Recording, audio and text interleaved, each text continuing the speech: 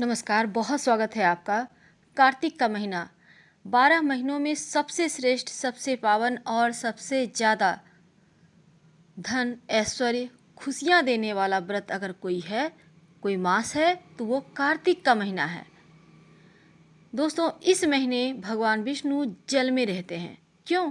क्योंकि जब शंखचूड़ नामक एक राक्षस ब्रह्मा जी से वेद छीनकर भाग रहा था तो उनके हाथ से वेद समुद्र में गिर गया और भगवान विष्णु जब सब कोई उनसे प्रार्थना करने लगे तब मछली का रूप धारण कर जल में उतरे थे वेद को लाने और 1 महीने तक वहीं पर रहे।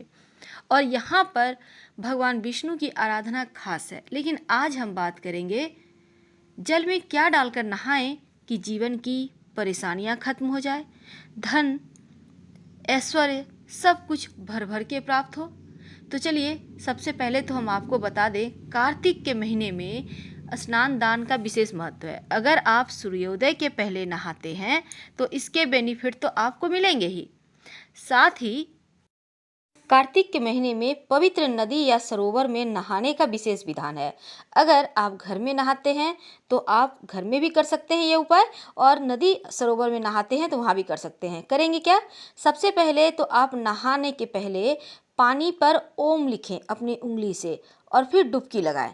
अगर नदी तालाब में नहाते हैं तो ऐसा करने से नदी स्नान का पुण्य आपको पूरा प्राप्त होता है और नकारात्मक ऊर्जा जो होती है आसपास वो भी समाप्त हो जाती है, ग्रह बाधा दोष भी समाप्त होती है और किसी की बुरी नज़र अगर आप पर है तो वो भी उतर जाती है।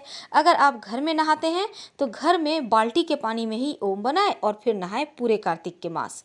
दूसरी बात, इसमें वैसे तो तमाम तरह के उपाय किए जाते हैं, लेकिन हम आपको ज़्यादा नहीं बताएंगे। ज़्यादा करने से बहुत डिस्टर्बेंस आप महसूस करेंगे क्योंकि बहुत ज़्यादा हमें पता है आप बिजी होते हैं। देखिए, हम सीधे मुद्दे पे आते हैं।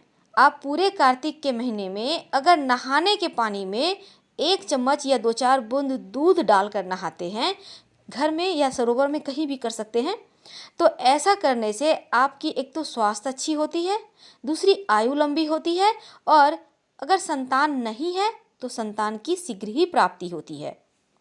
आपने कहावत तो सुनी होगी, दूधो नहाओ पूतो फलो, बस वही।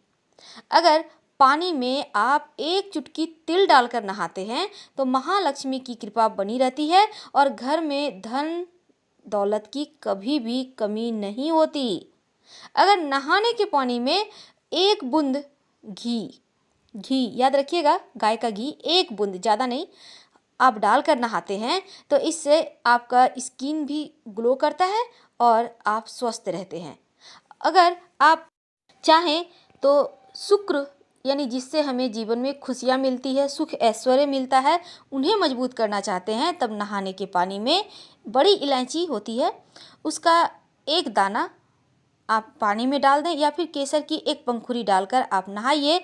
आपका बुरा से बुरा वक्त भी दूर हो जाएगा, यानी फूटी से फूटी किस्मत भी चमक जाएगी। हम आपसे विदा लेते हैं, फिर मिलेंगे।